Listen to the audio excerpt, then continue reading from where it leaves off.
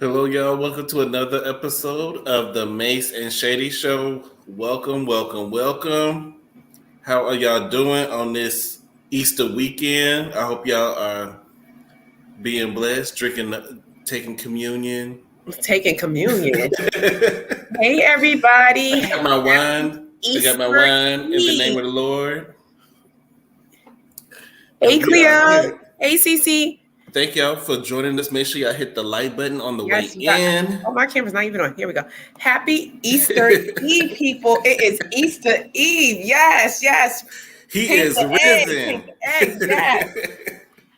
Well, we ain't paying no eggs. Eggs is too expensive right now. So, we ain't dipping and dying no eggs. No dipping and dying. And that's a pagan tradition. And yeah, it is. A lot of these holidays have pagan origins, But we know he is risen, so we didn't want to bring you the mess on Sunday, so we came tonight. Yeah, we came on Easter Eve, So we want to have respect. So how you doing tonight, Mace? I'm trying to survive, gas is attacking me. It's horrible. Well, I'm sorry about that. But hopefully this mess will help keep you going. Hopefully this drink I'm about to make is going to keep me going. You want to make it now? What type of drink you making? I was going to make a Smurfette because... A Smurfette? Okay. A Smurfette. I'm trying to get ready for the summer. This is an excellent drink. It's nice. It's tropical. If you want to pretend that you laid out in the Bahamas, this is the perfect drink for that. I'm going to take some ice in my shaker. I already have some ice here. Okay. Is it like a blue MF? You know that drink? I like that. It's more on a pina colada flavor side, but you put a little extra. I have my Goya pineapple. You don't go anywhere without the Goya. Pour about probably about 4 to 6 ounces of that in there, and then I have my coconut, some cream of coconut. Got to store it in here because when you open that can, it's a wrap. So I store it in here. So I'm gonna squeeze some in there. So just a little bit. You want that little flavor, that coconut flavor. You want that flavor in there, because you want to add the alcohol. Because I'm gonna add some rum. I think my husband has been hitting this rum. This rum is a big Bacardi is the devil. I stopped drinking Bacardi. It's good with mixing this type of drink because it's kind of like is the devil. It's kind of heavy, but we're gonna pour that in. So I'm gonna just free pour like. Bacardi will tear up your stomach if you drink too much of it. I don't need nothing. I don't need no tearage on the stomach. And then I have my blue curacao. All right. My blue curacao. And I'm gonna just pour that like that. Mm-hmm. Meanwhile, I'm drinking this wine like it's juice. You was just sipping too. I am sipping. It's been a minute. I don't really do wine like that. So we're gonna get this shaking. I can't shake too good. I got a bad shoulder. I'm gonna shake. Oh, we know you know how to shake, man. So Get low. We're gonna take that top off. We're gonna pour that in here. Good. Like that. Usually top it off with like a cherry. Sometimes, like in the winter, I like to top it off with a whipped cream. So that's why I call it like a Smurfette, because I put the whipped cream on top with a cherry, and it looks like Smurfette. But it's really good, tropical. It looks good. I wish I could taste it through the screen. It's really good. Y'all have to try it. So since I done got the drink, we can get into the mess, child. All right, let's start off with this LSU game that has caused such a controversy all over the place. We don't cover a lot of sports over here, but this has been all over the news and the blogs. The game between LSU and Iowa, the game where it was a really good game, but there was a lot of racial undertones going on. So basically, a lot of people were mad at the female player from LSU, Angel Reese, for kind of taunting the other team with, like putting her finger up, I guess, for the ring, the championship ring finger. I think she did. She did the John Cena. You don't see me or something like that. You can't I see thought me. she was doing like this, like look at But my it could have been the ring too. But I think it was you can't see me because I think the girl did something to her similar, She and it did was it like to more of a her. revenge. She did it to her, and she did it to other players. So the persuasion lady, who she player who she did it to, has done it to others. So she was just Yeah, basically like, "We beating you," like street talk. yeah. Like not street talk, but like But when you're competitive. in the sports, what is it they call? I forgot what they call it, but when they're going back and forth as far as sports, the banter Taunting back the and other forth. team, and a lot of mess talking Hmm. happens when you're on the field. Even when you're playing any sport, if you're playing basketball, if you're playing football, the other team is talking smack to you to try to psych you out. Yeah, That's just a part of it. It's seen as competitive for some, and it's deemed as classless for others. And it all based off your skin tone. So when Persuasion was doing it, nobody had nothing to say. But when Angel was doing it, people was making it seem like she was classless, she was bullying. You know how we always get that narrative every time we could do the same thing Persuasion do, but we always gonna get the trash talking. Yeah, it happens. It's sports. It's competitive. yeah, But yeah. That's trash talking. Yeah. so is she classless because she was trash talking the other team? I mean, Not at it all. became It's a such a big competitive deal. sport. These girls are very competitive. They know they trash talk on the field, and like you said earlier, the person of persuasion descent did the same thing to other team members. I think it was a big deal because this was the end. This was the championship. This was the end game. So the And brown girl got the last laugh, and they're mad. and Iowa lost, and a lot of people were salty, and I think that was part of it is that they wanted to deem her as classless, and in America that's just how it is. We're not going to be treated the same no matter what we do. We could do the same thing, our Yeah, counterparts do. this was definitely some hating. We're not going to be treated the same. But she took it all in stride, and then Jill Biden decide, well, I don't want them to feel left out, so I'm going to invite both teams to the White House. I'm going to invite Did we Iowa. ever figure out why was Jill Biden kissing Carmela husband on her lip? Did we ever find out that Jill don't need to invite nobody nowhere until we figure out why you, Miss First Lady, was and had your lips pressed up on the Hey, second Robin. husband. The second Hey, husband? Robin. You talking about Kamala's husband? Yes. We don't know what's going on in that White House. No, because Jill was. I don't know if they swinging down to the White House. Did they turn the White House to some swinging situation? Because she had them lips pressed to was it lip? Because she it ain't got was no lip. lips. She ain't You got probably no could lips. Google the picture. Maybe you put in the picture. You probably could Google the picture and bring it up. She ain't got no lips though. Well, them lip lines was pressed, child. But Jill Biden caught a lot of flack because a lot of people were saying, well, why are you inviting the losers to the White House? So the team, LSU, got wind of it. At first, they said, we're not going. We're going to turn down the invitation. Iowa turned down the invitation as well because, it's not going to look good on you either way you lost. So they're going to clown you if you go to the White House anyway. So they decided that they were going to go. And even the persuasion girl from the Iowa team, she was like, y'all need to leave Angel alone. As far as, people talking bad about her, calling her classless and all this other stuff, because she was trash talking too. Everybody was trash talking. Yeah, I think this is more so about probably a little bit of racism, maybe A little bit. but I think it's a lot of this was the last game. So I think maybe if Shaddy did it mid-season, it would have been such a big deal because they would have had a chance to redeem themselves. But being that it was done and it was done on the last game, it like catch me next year. Like we won, we took it all, and now I'm gonna do this to you, and you're not gonna have the chance to do it back no time soon, child. So I think it was more so they took it all. They won the season.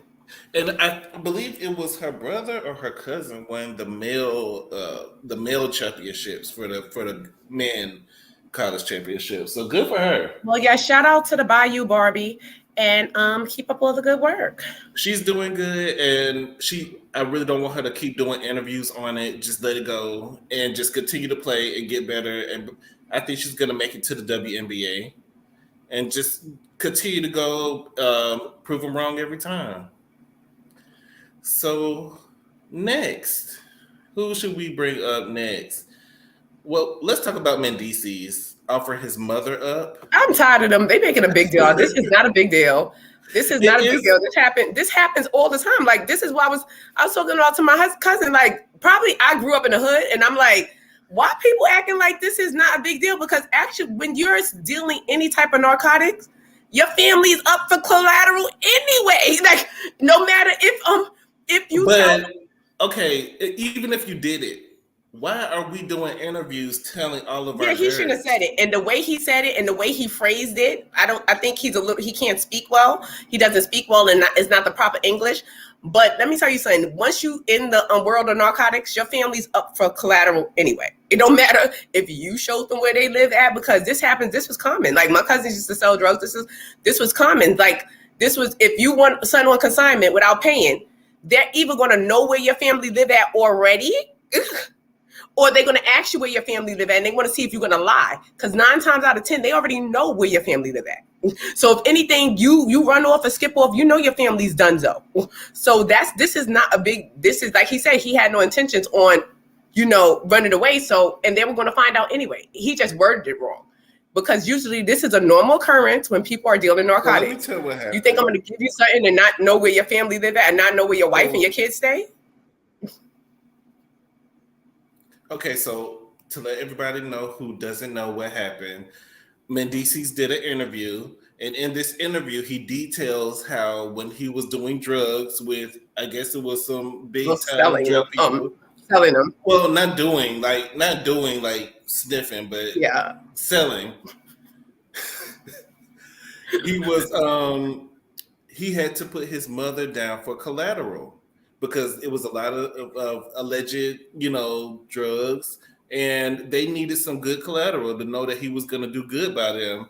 So he offered his mother up as collateral. No, he didn't offer. He said it, but he didn't offer his mother. I think he worded it wrong. What happened was they asked him, "Show me where your mother lives." By you showing them, and you showing them where your family lives. They're going to find out anyway. If you think they're not going to find out, you're a fool. You understand? If you think you hiding your family from any type of big, were you buying weight? Because like he said, he was buying weight. He wasn't buying like a bag. It's different when you take them to your mother's house and she has no idea that she. But we have no idea. When you in that world, I could have been up for collateral and I had no idea. Like because if you're related to somebody your life is in danger. You understand? If you're related to someone who's selling type of narcotics, your life is in danger. Because you know what I mean? So my cousins they'd be like, "Oh, you such and such cousin?" You know what I'm saying? You like. You don't know if it's going to be a good thing or a bad thing. You be so scared to even say yeah or no because you don't know if it's a good thing. When you're in that type of world, anything's up. And if he had lied and said, they probably would have took him out right then and there. If he had took them to the wrong spot and been like, "Oh yeah, this is where," they would probably be like, "We already know where your mama live at," and now you done lied to us, pal. You know what I'm saying? Like this happens all the time. It's more common than not. I think he worded it wrong. It's not a big deal.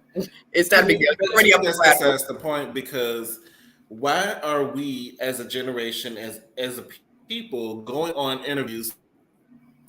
Yeah, for him telling it, that's what was crazy. I'm like, died over. And for our next story, somebody. So let's move on to the next story, Cheryl. which is BTB Savage. If y'all don't know, he was a young rapper, up and coming. Went on DJ Vlad's show, which is why I don't know why y'all love to go on DJ Vlad's show and tell y'all business. So basically, he went on DJ Vlad's show, and DJ Vlad asked him specific questions about unaliving of someone that happened recently, like within this year. So basically, that person broke into his home, and he allegedly shot the person and allegedly unalived the person in self-defense because they were breaking in to rob him. So he was detailing the story, and he was basically boasting about it, like, yeah, I did it. Yeah, I'm a stick up for mine, this, that, and the third. And he posted, after the interview, posted the pictures of him standing at the scene of the crime with the blood on the wall.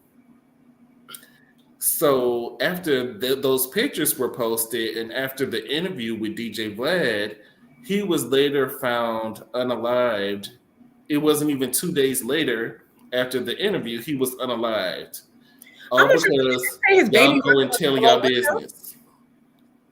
What I'm you not say? too sure. Did they say his baby mother was unalived with him?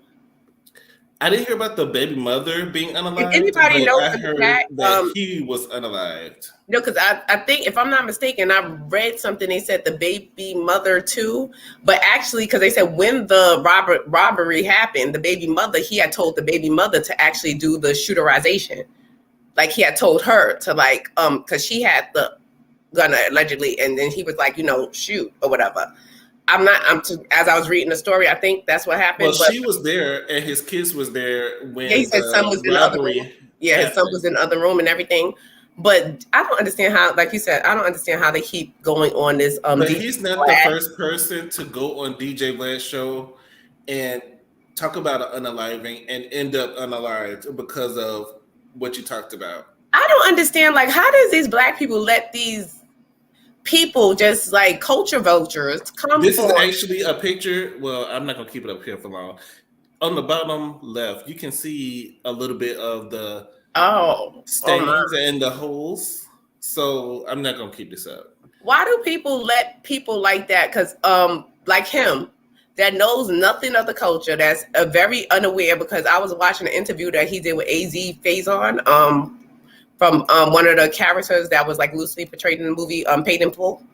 Like when he was telling like about his background story about his mother and mother having kids or whatever like that or whatever, he was so like, oh, like so shocked and stuff. Like you know nothing about the hood. You understand? You know nothing about people's struggles. Like you know nothing, but you're interviewing them and then acting so shocked and appalled when you're making money off of their life stories. Like, and people of color, especially these young blood, need to stop going on that show telling everything. Like, first of all, like you as a grown persuasion man, bring But that he making money off of y'all. He's profiting off of y'all he killing brings each that other. young boy, that young black boy, He was on the young television too. show, on his show right after this incident happened, when you know how overzealous like young people are and the type of music that they're in, and you see what type of music they're rapping that what is it called now? Trap music. It's not even trap no more. It's something else. It's not trap no more.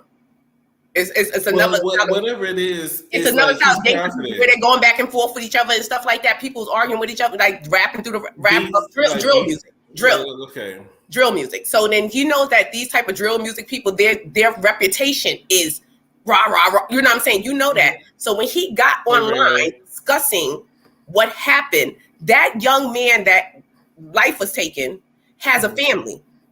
Regardless if he was doing bad, yes, he got, his life got taken in the middle of a robbery and he was performing a crime. Allegedly. But he still has family that's watching this, that's seeing this person do that. They're not supposed to get mad that their family is no longer, no matter what they did, that's your family. You still gonna feel some type of way. And you think, and you have a responsibility, white man, you know what I'm saying? Like tonight, you don't care. You do not care. But people just keep going and keep going and keep going and keep going. But the thing is, they're not doing the interviews in person. DJ Vlad is on an offshore location. He's not gonna be in the room with y'all. Negroes. Right, and because the way he was acting, when the guy was telling about how he grew up or whatever, and like he didn't understand, like he don't want to hear about that. He want to hear about the controversy, the stuff that's gonna bring the people to the page. But y'all continuously watch it. He has lots of views. He makes a lot of money off of y'all killing each other, and that's all he cover is hip hop news. So y'all go on there. Boosie has a regular contract. Go on there and just tell everything just to get a check. I mean, if you have a career that you're trying to elevate, do not go on DJ Vlad. That's where you go when your career is on the decline, like Boosie. When your career is down there and nobody else will book you, then you go on DJ Vlad and then talk about whatever. I would not go on DJ Vlad because he don't relate to you. He don't relate to you. He don't like, and not saying that because he's persuasion. He just don't relate, and he don't seem to even try. He just like down in like the way you grow. Everybody didn't have it when they grew up. You know what I'm saying? Some people grew up rich. I.e. Mandice, he put his mother up for collateral. You think he wanted to do that? Like that's not something somebody. But that's something you tell people. That's not something you tell people. You should have let that go. But everybody wants to have a good story. Everybody that was wants a street code. Like you shouldn't even open your mouth about that. That was everybody wants to seem like they're doing something. Because his mother Judy is somewhere like Judy because he said Judy didn't know. Right, and I know she would have cut the somewhere food. like Mandisi.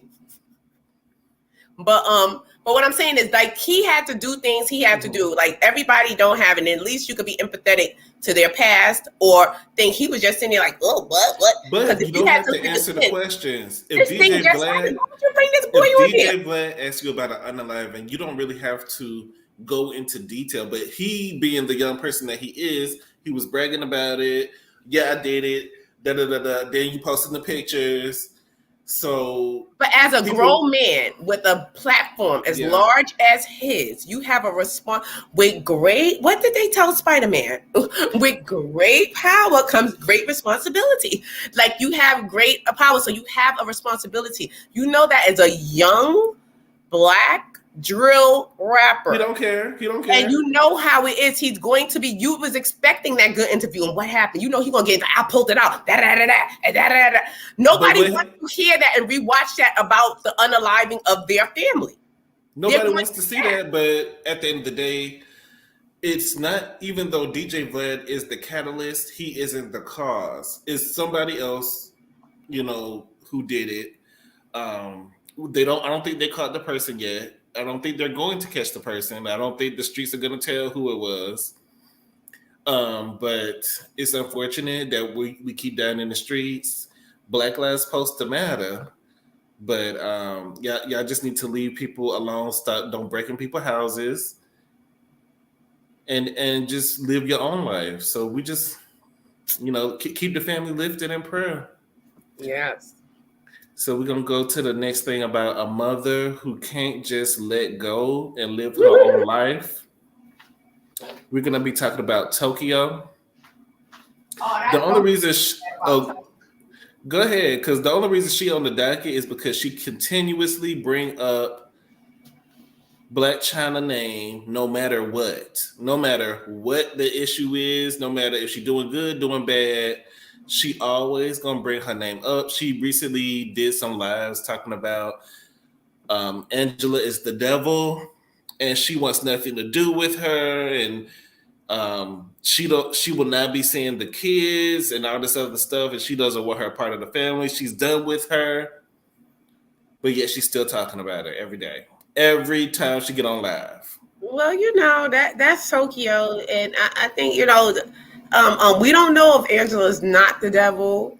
We don't know. We don't know if she's not. We talked about her last week, and she did have a whole demon tattooed on her body. Right. I said, so we don't know because they say the devil. The devil knows the Bible backwards and forward. They say the devil knows the Bible better than Jesus. So a lot of people that look like Tokyo Tony and talk like Tokyo Tony that we think is like crazy, and we be like, sometimes those be the angels in disguise, because Jesus was down there with the strippers and the prostitutes. Jesus was down there with the wayward people. Jesus touched the people that was down in the gutter to bring them up out of the gutter, because he knew I wouldn't call her an angel though.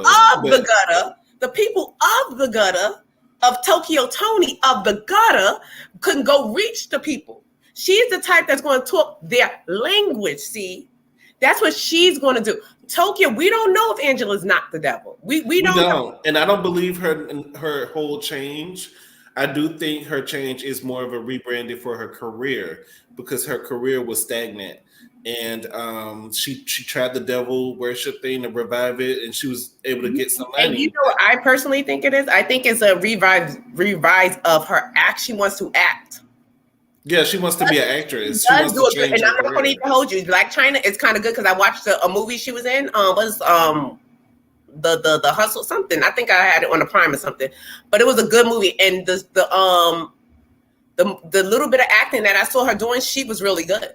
She was really good. But when you're acting a lot of times like that, the roles. Like you're gonna get typecast as Hoochie number 3 or Hoochie number 2 when you have that look and that aesthetic. You know, the big booties and the hips and all that and the lips don't play for every role. And if she ever want to become serious, and I think she could be a great actress, like she could be one of the greats. I think she has potential to be a great actress. But I think people bought into the change too easily. Y'all bought into it. It happened like overnight. Oh, I'm different now. I'm getting baptized, and people can change. However, just at the Grammys, you was at the Grammys with this demonic bird type of look. That was not. It wasn't given holy. It wasn't given sanctified. It wasn't given none of that. But whoever her PR team. Oh, and she also, Tokyo Toni also said that Blac Chyna's change is a PR stunt, which it may be. I don't think Tokyo's all the way crazy. Lie yet. I don't think she all the way crazy, y'all. I said Tokyo ain't lied yet, but people got to understand. Some people are from different places, and the way they talk and her delivery may not be good and not be 100%. And the way she talks, she's raw. You know what Tokyo needs? I think Tokyo, I'm on inbox. So Tokyo needs a show where she goes down like in the strip clubs, like the gutter, like strip clubs, and go teach the girls like the game and stuff like that. Don't do that, you stupid bitch. You know what I'm saying? Like talking like that to them. No, she want to be. No, she still want to be the girl. She still want to be one of the girls. No, but she will. Well, do you have the video of her? But with her leg up. She's very flexible. We just saw videos of her with her legs. She was smoking, I believe, a joint or a blunt, or I think it was either a joint or a blunt, while her leg was up in a seedy motel and twerking at the same time. Who can do all that? Who? I mean, she's been doing it for years, so you know. She's a professional. She is a professional. She's been doing it for a while. So I hope she, continues to. Well, not continues, but I hope she gets some help because she is looking a little bit crazy out here in the streets. That's something else to talk about besides Angela. She has her own TV network, she said, and she's casting. She's looking for talent. She has her own network. Okay. What network? It's the Shin Network. SHIN, I believe, network. What? I don't know if it's on. Look, Tokyo says she has her own network. She's trying to get a show with her and Jag. Jag to be on, the show. But that sounds like a hot mess. She says she has her own network. That's what she said. That sounds like a hot mess waiting to happen. So we're gonna move on to Chloe Bailey, who recently put out an album, and the album is not doing well. And we all know Chloe is really talented, and she's beautiful and she's talented, but she has a lot of issues or reasons. Or what do you think the reasons are that she's not selling the way she should? Because I blame the way she looked at Lollipop. I blame the way she looked at Lollipop a couple of years ago. I didn't like it then, and I don't like it now. I blame Beyonce. How was it Beyonce's fault? I blame Beyonce because, first of all, she shouldn't even sign to Beyonce. What's this? Park Go Wood. This is Beyonce's the pinnacle. You understand what I'm saying? Like, even though Beyonce may not be affiliated with Chloe's day-to-day as far as executive producing and all that, there's other people that's on the team that's doing those type of things. But once you are under anything of Beyonce, you are expected to be better than, like you said, she's talented, she's good, right? She's good. But when you are under Beyonce, oh, you're signed by Beyonce. Beyonce's your mentor, such and such. It's an expectation that we have on you that she's good, but Beyonce is the pinnacle. You understand what I'm saying? So you need to at least come right here for us to see. Even if she come right here, we're like, boo, boo. Okay, let me say this. She has a lot of issues. I think that she tries to over-sexualize herself. Beyonce. And I think but she pushes it. Like, she really pushes it. Every time she's on the camera, she has her boobs out. What would you do if Beyonce was your mentor? Let me tell you something. Beyonce was my mentor. I've been down here pushing it every day too. I've been licking that lollipop like. But Chloe can sing. No, not that she can't sing. I'm not saying it's not going to stick, because when you are when they tell you don't ever sign to an artist, when you sign to an artist, sometimes you get overshadowed by that artist, even though you're good, but that artist could be great. So we're looking at this great artist signed you. So we're expecting you to be on this level with the thing. And like Beyonce is a supernova. You understand what I'm saying? She's a supernova. She's one of those people that comes once in a lifetime, maybe twice in a lifetime. She's like on a Michael Jackson level. We don't get a Beyonce every day. You understand? So, but I don't think it's about Beyonce. I think it's about her brand. I think it's about her brand. If she changes thing, she's trying to keep up with Beyonce. You see her, work it like I do, pop it like I. Why are you popping that hard, girl? Why are you trying to be sexy? Okay, listen. What she needs to do is slow it down, do more ballads like her, like Jhené Aiko. Do a little bit more like SZA. Do a little bit more sexy songs, but not as overtly sexy. Slow it down a little bit, because you pumping every time. It's not working for you. It's obviously not working for you, especially when you came on the scene as the good girl. Yeah. You came on the scene as the good girl. Now you pumping, you got your boobs out every photo shoot. It's like you're overdoing it. And when she first came out, she kept doing all these Beyonce inspired looks. And it was like, you're trying to be Beyonce. You're not being Chloe. You're not being Chloe. So who do we blame? If she needs to get, that's not Beyonce's fault. That's not Beyonce's fault. Because as long as she's under Beyonce, she's going to try to be Beyonce, and it's not her. Like you said, she came out with the good girl thing. Yeah, came out with the thing. So therefore, once she gets under Beyonce, you're going to try to compete and try to be like. She's going to keep trying. She's going to keep pop it like she do. Pop it like she's going to keep doing that until she get from under. Because to be under Beyonce, you're going to try. But Beyonce, even when Beyonce started off, she wasn't starting off like pumping it. She started off as a child. Right. Like, doing the little kid songs. You don't start off pumping. But this is a new age. No. But when Beyonce came out, it was in the 90s. Beyonce, we forget Beyonce as old as she is. When Beyonce came out, kids groups were still little girl groups. They still looked, even though they tried to be grown, it wasn't that type of look now. Now you see Sukihana getting woke by her weave. You understand? It's a whole different thing. And a lot of people since have to be sexy to keep up. But some people, that's all they have. And let's talk about Sukihana, since you brought her up. That's all she has is her sexuality. And it's I believe she sold her. I was through with her when she vomited on that pain and continued to do what she was doing with it. To me, that was disgusting. And I can't get past that. So Sukihana is on the docket tonight because the footage of her video that she's doing, she's not even the main person in the video. Hey, Ray. It's her and somebody named Sexy Red, who I never heard of. That's the one that NLE Chopper. I think that's the girl that sings the new song Pound Town. Oh, that sounds classy. It does. I think the lyrics go kind of I want to go to Pound Town. My pussy pink, my asshole brown. Pound. Oh yeah, I've heard that. I believe those are the lyrics. Oh yeah, those are the lyrics, because that's the part that everybody keep playing on social media. So she's under fire for this scene where she's on the ground being, I guess not dragged, but waltzed like a dog by NLE Chopper by her hair, and you sticking your tongue out, and it's very low vibration, very, very, very low. But this is what Suki does. This is her brand. This is what she came on the scene doing. She has her OnlyFans. This is what she does.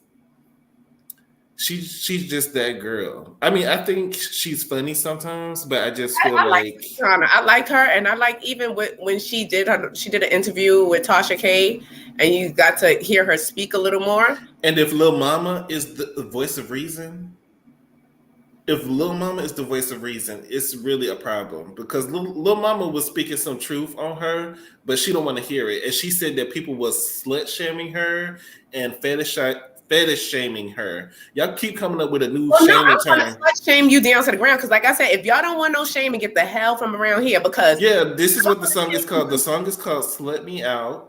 I'm gonna shame you down to the ground. And that's what the thing, what is this world coming to? Oh, it's shaming. It's shaming to say you a slut or to say that you sitting there walking around like a dog. You sitting there. This is something that you are doing. Let me get this off the screen because it's almost Easter. Let me get that off the screen. Right, the devil. But this is something because I like Suki too, and I like her personality. I think she's fun. I think she's funny sometimes. And but this was a little extreme. It's not my place to judge. You understand?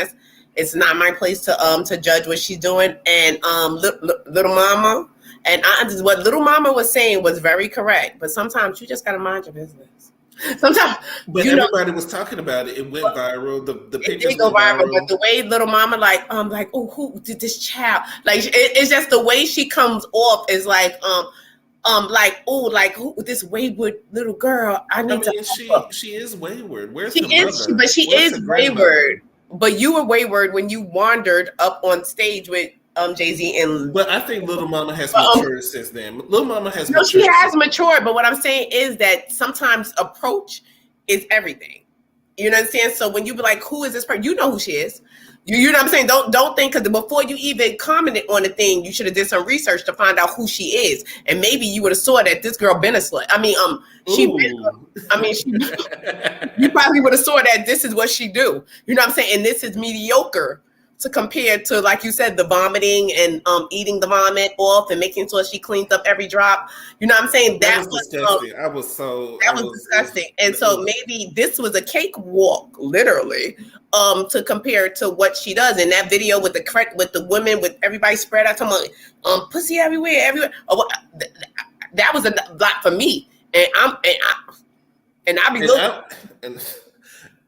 It takes a lot to get me disgusted. Yeah, and I be looking, but I was like, but this is who she is. This is what she does. Is it right? I think it's disgusting. It is disgusting, and it's low vibration. It's not a good look for Black women. It is. It's not. And it was a lot of.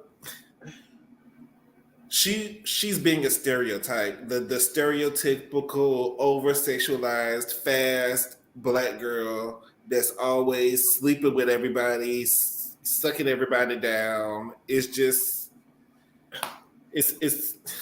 Do you have to do this to sell music? If your music is good, the music. And they were coming after the guy, and the guy was like, "Well, this wasn't even my idea." Y'all don't think Lil Mama has matured? Y'all don't see it for Lil Mama? I think she's gotten better. Right. I think she's gotten better. Right. Y'all don't think Lil Mama? Y'all don't think she's matured a little bit? No, but she was right. But it's like wrong messenger. Like, mind your business, girl. We need to see. Everybody was talking about it. See you and Bow Wow in the same room. First of all, before you say anything. Before you say anything, I'm gonna need to see you two hoes in the same damn room. She's more mature than Bow Wow. She's more mature than Bow Wow. If we want to talk about maturity, she's way more mature. I'm gonna need to see them in the same room before she say anything. But I think Little Mama, like, this was a wrong fight. There's a lot of girls out there that would love your advice and probably need your advice and be willing to take your advice. Maybe you should start a Harlem's Girls Camp. You know what I'm saying? Or something in that fashion. But Suki Hana said, "Bitch, you want to find me? I'm in your man's DMs." That's what she said. And that's childish. That's just that on that. And she's like, you can find me in your man's phone. That's where you can find me. You can find me. She said you can find me all up through your man's phone, and I don't doubt it. And because I was scared, because I was told my husband, "Pass me your phone. Let me see something. Let me see something." And she was put anything in her mouth. Like she really is that girl that'll put anything in there. And I'm like, I can't even swallow right. And these hoes they sitting there putting anything down their throat. No, I'm trying to get down my food, some food and drink.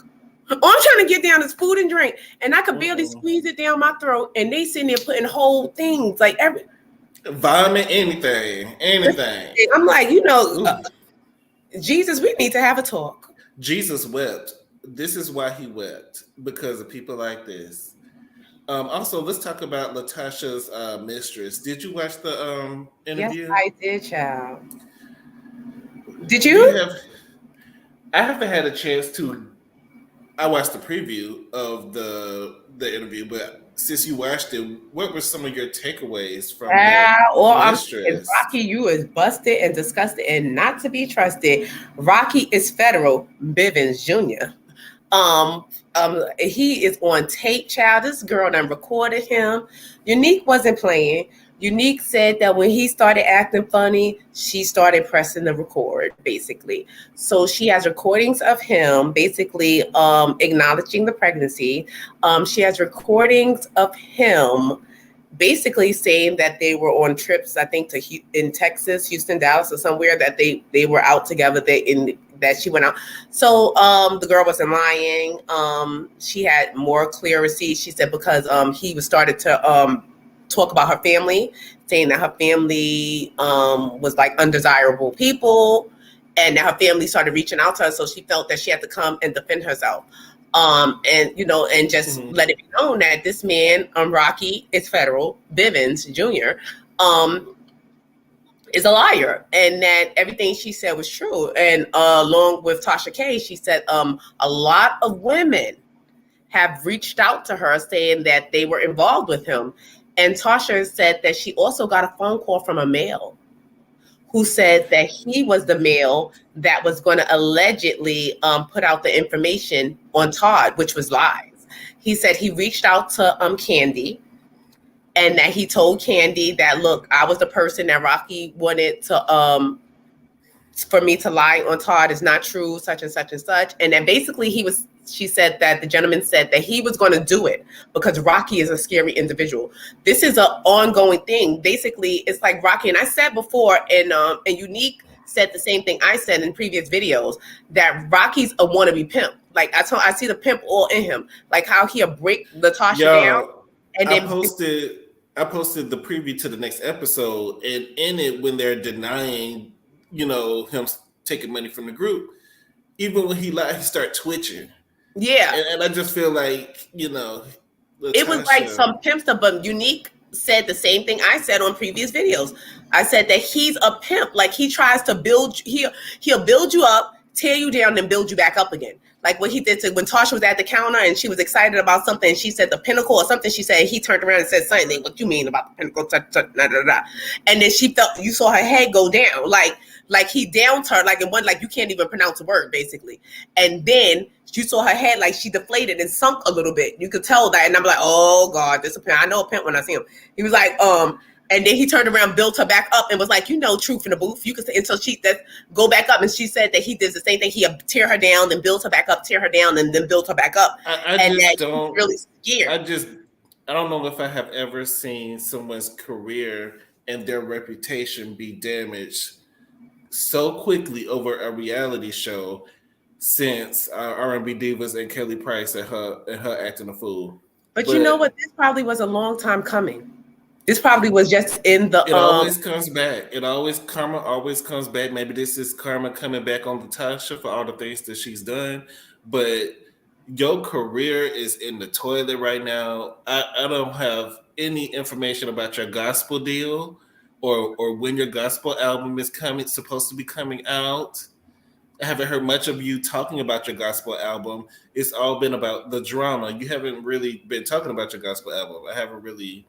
Yeah, and I know she put out a song. That she wasn't going to leave him, and he was basically entangled with her because she said a lot of dirt that he did, she's involved with.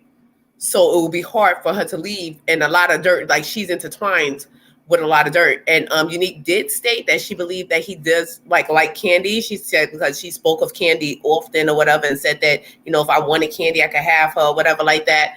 And he spoke of Candy because this could be like a few. Because maybe he was attracted to Candy. No, but like I said, the pimp that Rocky thinks he is, Rocky is federal Bivens. The pimp that he thinks he is, I'm telling you, the reason why the taco. Oh, the album came out on Good Friday. Did y'all buy it? No, nobody's buying it.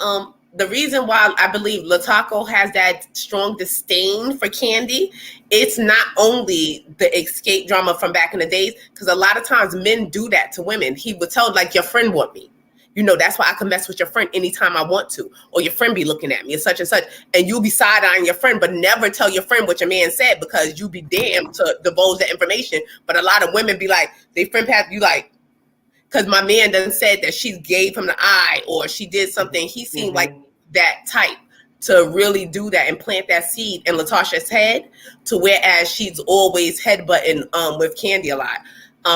But it was really a lot. And basically he the gentleman that was on the phone that was supposed to do the story about Todd said that he was messing with Rocky as well. So Latasha's album is called A Conversation with God. Oh my gosh, she needs to have more than a conversation. And from what I saw on the show, the gospel music that she's doing, it still sounds like R&B. It doesn't really sound like gospel. You know, Mary does like contemporary gospel, but it still sounds like gospel. Because she wanted an R&B album, but no R&B is going to really sign her and stuff because she's not going to sell. But she's going to give it that R&B more flavor. It's not going to be really gospel because she really wants an R&B album. But the only way she could sing probably and get a deal is to go through the gospel route. But even when I look up her gospel album, the drama comes up. So that's not good. That's not good. When I try to look up your gospel album and all I see is fraud and alleged stolen money and, escape. Well, shout out to Make It Make Sense. He did an interview earlier today with her father. And the father just wanted to go over a lot of stuff that was said in the. He's doing his rounds. He's doing interviews with a lot of people. He did. Want to reiterate. A lot of stuff he said on the previous interview, like how he was there for his father. And he did shed light on a lot because he said that he didn't leave Latasha and Tamika's mother until the girls was like teenagers and preteens. So the way like Tasha and Tamika's mother said it was like he left them when they were children. Because she's like, he left us, basically left us for dead. You know what I'm saying? Basically. But he said, they were 13, I believe 14 to 13 or 13 and 12 around there when he left the home. Like, so they were definitely old enough to probably have their own relationship with their father. So anything that didn't happen was, by choice probably. Or the mother basically probably told them. Yeah, because sometimes, but this is a normal occurrence. People have to stop acting like this is so.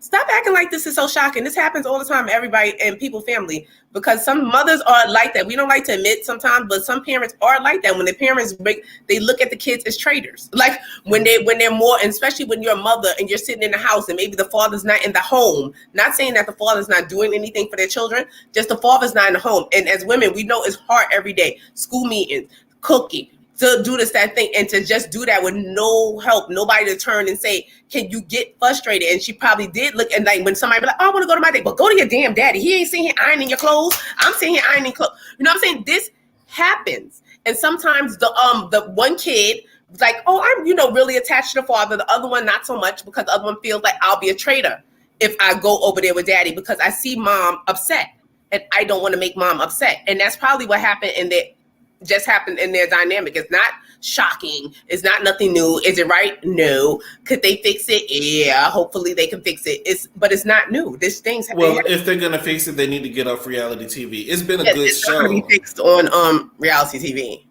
It's been a good show though, but it has ruined their family.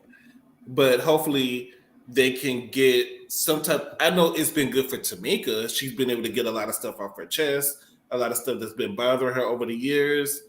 And it kind of exposed Latasha for being like a bad person. It really messed up her career bad. Yeah, and the father did also say when they were children that Latasha was more of the reserved and quiet one, and Tamika was the more louder one, the more like don't play with me type. You know what I'm saying? Like basically she'll get at you, and Latasha was more of a reserved and quiet. So that could be more protection. I think Mama Evelyn, she was toxic. Very much so, but I don't think she was as toxic as Latasha and them. Yes, she was. She was worse. That woman was worse than she was toxic. That woman was worse. That woman just knew how to clean up in front of the camera because she reminded me so much of my grandmother. She had a nice wig. She reminds me of my grandmother. Outfit. Like when you know how my grandmother used to be in the house cursing us out. Like she'd be like, God, and when the phone ring, bring, and she pick up, hello. You know what I'm saying? But they put on that voice when the phone ring, hello. Like you didn't just finish cursing us out. That is Miss Evelyn. Miss Evelyn is not. She's not going to She's show. a God-fearing woman. She She's a probably is. God-fearing woman. But she's not going to show all her business. Or she probably was up and down that house cursing them kids out. If they thought about, you saw how they treated Tracy. Because who's closest to the father? Bad. But who was closest to the father out of all of them? Well, they were all close to the brother and Tracy, but you barely saw the brother around. The brother's a boy. He didn't want to be on the show. He didn't want to be on the show. You barely saw the brother around, but Tracy was more close to the father, and that's probably why she was the black sheep of the family. Because, like I said, when people break up, you pick sides. It's just what happens. Even with friend groups, when you break up as husband and wife and you have friend groups, somebody has to pick a side. And it happens like that sometimes. Should it? No. Does it happen all the time? No, but sometimes it does. And that relationship, you could tell Miss Evelyn wasn't with it. You know, the way he left her, and then allegedly she knew the woman and whatever, and he was supposed to be a friend. Please, that woman was in the house every day complaining about that. Yeah, and she never let that go. But the older generation, I feel like they hold on to things. I don't want to cut anybody out, but I know some older people who do the same thing. They'll hold on to things for years, 20 years, 30 years, 40 years, and they will tell the story like it happened yesterday. Yes. Y'all need to let it go. Let it go. See, now we're starting now. It's becoming normal to have that family that's because it's still like, even in my generation, I don't play that. Like ain't no mixing and mingling. Like my husband got other kids' mother. Ain't no mixing and mingling with the kid's mother. And the other baby mothers do that. The other baby's mothers used to hang out together, and they used to try to call me and get me down with the mix. Bitch, no. You know what I'm saying? Like, no, because the only reason you want to know everything that goes on around here, and you will not. We ain't cool, girl. You know what I'm saying? No. And they do that now. Now it's more common that you see, like, they going out on family trips, and it's like the interaction and the blending of the families and stuff like that. Before, back in the days, it's like once you leave, like, no. And it's more normal than not, because I don't even know how I would feel in that situation. Yeah. Because in that situation, I probably would feel some type of way. If my daughter told me all the time, be like, I want to go see your father. Yeah, you know that's your father and you want to go see him. But I probably would feel some type of way. Like, I'm seeing his struggle. You chose to lay down and have a baby with him. Yeah, and it's like, but it's, you can't control your emotions. And yes, she did. And you have to be mindful of who you choose. But sometimes those emotions take over, and you be ironing and cooking and doing everything, and they mention father, and you be like, and we're gonna go on a quick break, and when we come back, we're gonna continue to talk about emotions, but we're gonna be talking about somebody who had emotions. You know who? Before we gotta go on a break, shout out to Make It Make Sense. Please check out that video on his channel. But we're gonna have to do an interview with you, Mims, because I heard through the YouTube streets that you're not even black. They said, and I heard it on your channel. You said somebody reached out to you and said that you was not black, and we need to interview you. You denied it, of course. Like, you said that you were black, but we need to know the truth. We just need an interview so we can find out the truth on that.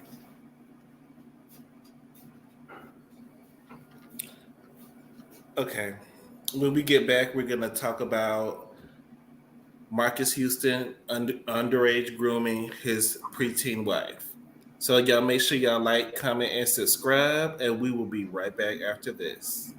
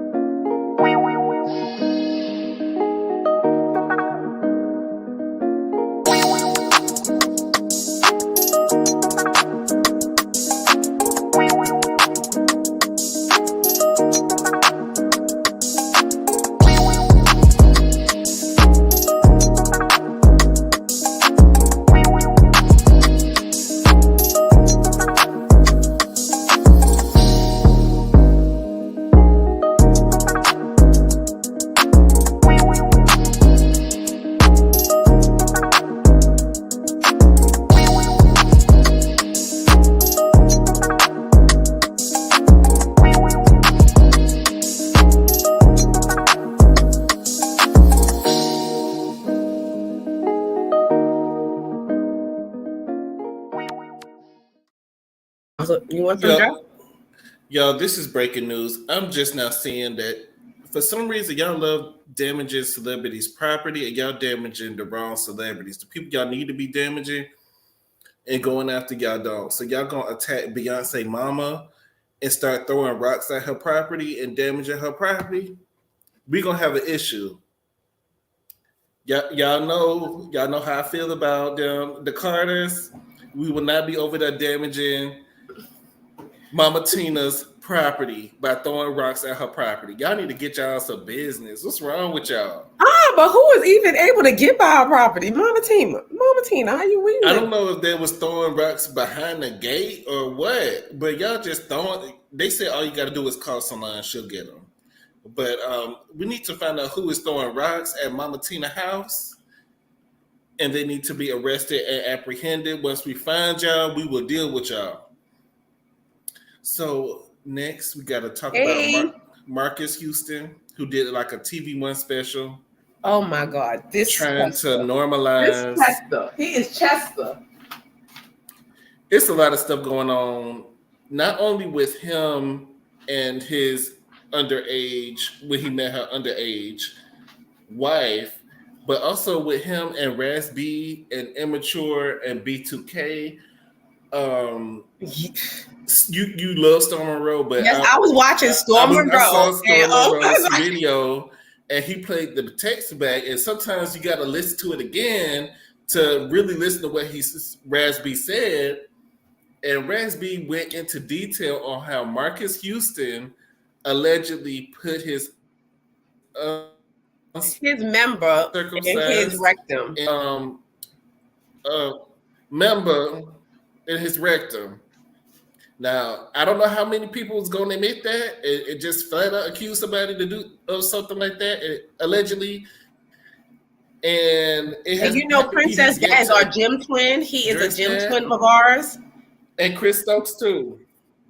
And they said Chris Stokes was lying down to the bed just watching. Marcus Houston is a Gemini? No, Raz B. Actually, he's our gym twin, and usually about traumatic issues like that, we don't lie. It's hard for us to really talk. For him to be repeating it, he's trying to get it off his chest. Because he goes around and says it a lot. Sense. Yeah, and he's trying to get it off because you're trying to comprehend. Because a lot of times it don't register. You're trying to comprehend like what happened to you. So you're going to keep talking about it and talking about it. And I'm glad he's open enough to to talk about it. And I don't think that he's lying. Hey, Shar, I don't think that that he's lying. And there was another young gentleman that said the same thing happened to him. This gentleman ends up passing away. And he passed away in a car accident.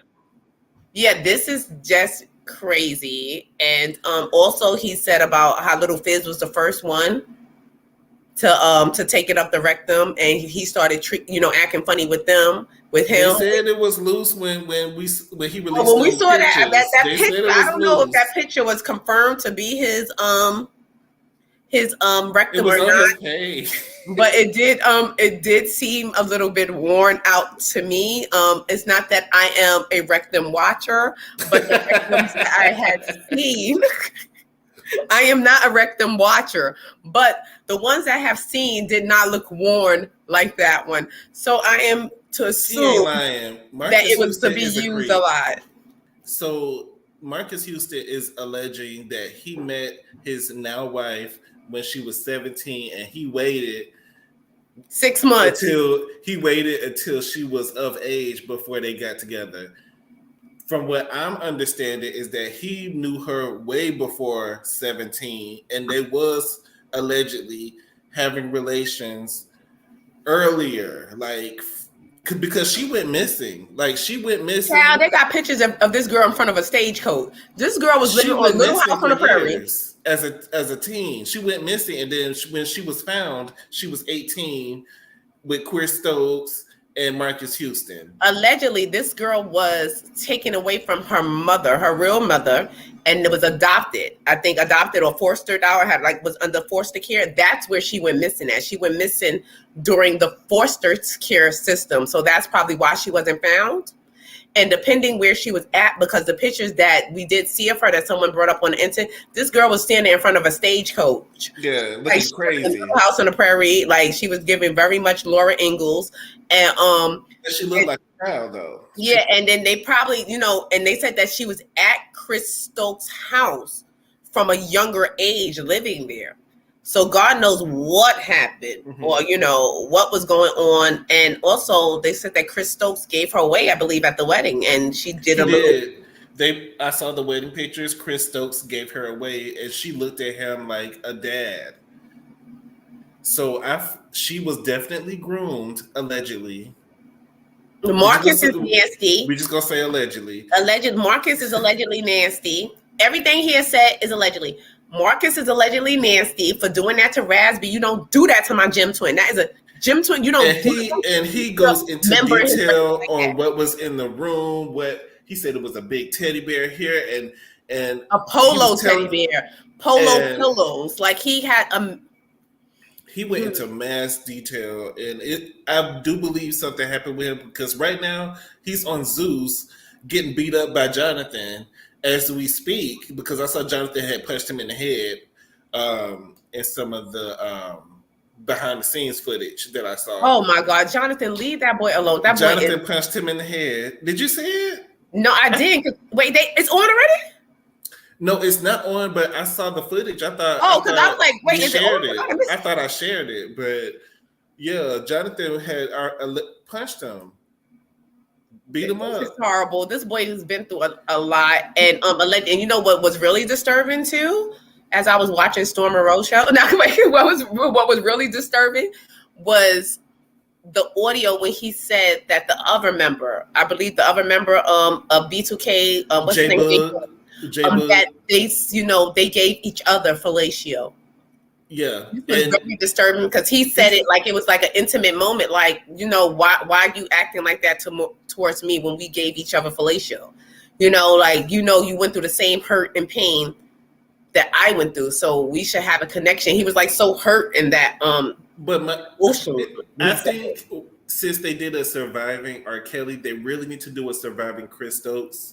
And Marcus Houston. Marcus Chester Houston. They really need to do a deep dive, because if they really go into it, you'll find out that Raspy ain't that crazy. He just hasn't been able to deal or process what happened, and he hasn't been able to move past it. But the question is, why? Yeah, why would you do something if you didn't want to do it? No, not that, because I can understand him doing that, because a lot of times you got to understand these kids' position. People have to be very empathetic and put yourself in people's position.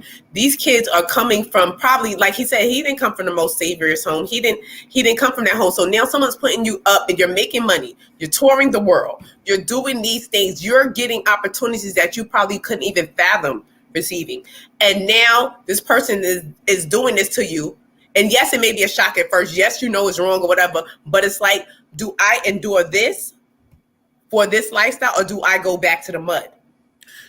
Chris Stokes has pictures of immature in their draws as teenagers, and B2K. You saw the infamous picture of them all in the bed laid down to the bed, and then it's just like, and then you had the picture of immature in their draws. And the other one, he didn't even have an other eye. Like, he couldn't even probably see the member coming. That was after Brandy poked his eye out. Yeah, this is what I'm saying. This was you. Was he molesting the one-eyed boy?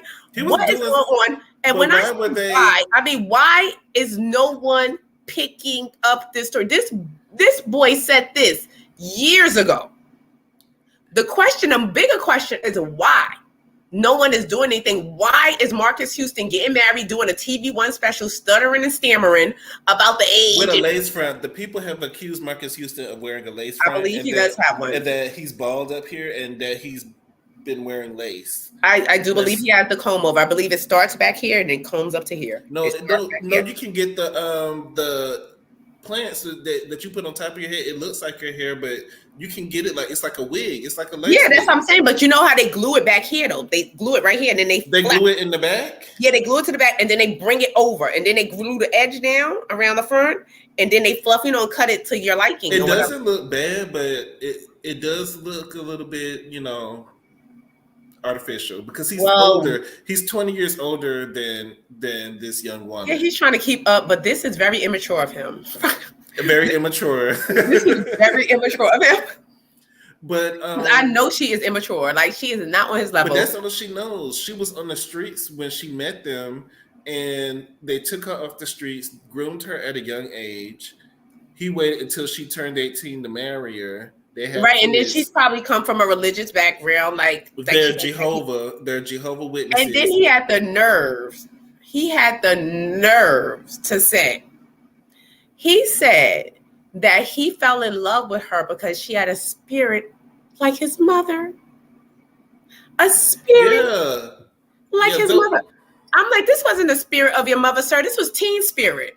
But this really, was not. Those pictures of those boys in their underwear, to me, that's almost like it's not child. You know what I mean? The child P word, Mm-hmm. but it's giving that. It's giving like Chris Stokes was. No, but it's giving photos. a discreet. That's what the discreet. That's the one that you flip when they go looking for these type of things, and it's leading into what's the more darker world. That's when they get there, like the cover page, like you know what's coming next. That's what it was giving. Like I think those are not the only pictures. I think there's worse pictures out there of them. You know. But the question is why nothing wasn't done. Like I said, the industry is full of devilistic things, and a lot of times people don't go down for doing things because of who they can take down with them. You understand? Like, see, because a lot of times this is not unknown. This is common, and a lot of people behind the scenes and stuff know what's going on and know it to be true. Because I don't think that Raz-B is lying. I think the other ones are embarrassed about what open the doors to the church if anybody wants. I would rather say that you're lying. I would rather say that oh yeah, you're lying. I don't believe he's lying. I don't believe he's lying. I don't either. I don't believe he's lying either. Because just like I don't believe that the ex-president Trump should have been arrested. Did we talk about him yet? No, we did not. Oh, let's talk about y'all's president who was arrested and indicted for basically embezzling money, switching funds, making it seem like he had so he was paying people off before his campaign that were going to be detrimental to his campaign. He was paying people off and writing it off as lawyer expenses. As he should. But they weren't lawyer expenses. You were paying people off. Like Stormy Daniels was one of those people that you was paying off. So that was in the entertainment fund. So these charges, I do feel like it's political. I do feel like Democrats are not wanting him to become the next president again. I don't want him to be president either. So now they're trying to indict him to make it to where he cannot run. So I do think it's political because if you were doing the right thing, political. Hold on, just a moment. If you were doing the right thing, then you would have arrested him after the whole January 6th debacle. But you waited until it's about time for him to run again, and he didn't have to do a mugshot when he went in. So they gave him a lot of grace on that. I don't think he's going to really face any charges, and he has to go to court in December. So it's going to be till December until we see him go to court. They're going to drag this thing out. Like I said, this was a distraction from what's going on with Russia and China and Africa and everything else. Our U.S. dollar is about to be nothing, and it's a big distraction. And like Trump would have never let this happen. Like what's happening now, he would have never let this happen. And people are want to pull up bull crap like. It was the entertainment fund. Like he could have just switched around. It was entertainment fund. If he paid off Stormy's damages, so what? Like if he said that it was a lawyer's fee and it wasn't, and it was a little accounting error or something I mixed up, so what? Like it's not a big deal. And there is other bigger fish to fry that I think that they're not frying, and that they're just using President Trump as a distraction. And that we're going to see what happens in 2020. We'll see what happens. We're going to see what happens in 2020. I don't think it's going to stick. I don't think he didn't stay in jail long. He didn't even do a mugshot. He was out, and then he did a speech at Mar-a-Lago, getting his people up. So we'll see what happens with that. And they're referring to him right now as he is the new Tupac, allegedly. and they're saying that he's too They were popular. comparing him to Jesus, and that's a stretch. That's a stretch. You know, and they was like, you know, And he went to Nelson jail. Mandela. Nelson Mandela went to jail. They're saying that, you know, that was Marjorie Taylor Greene with her crazy oh, self. say, can you see by the dawn's early light? Before we get patriotic, let's bring up our guest who has come on.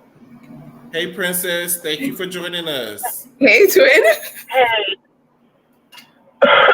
Hey, y'all.